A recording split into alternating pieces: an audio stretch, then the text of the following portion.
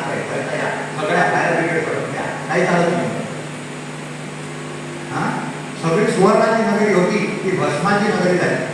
फक्त एकच वाडा जळला नाही. श्रीराम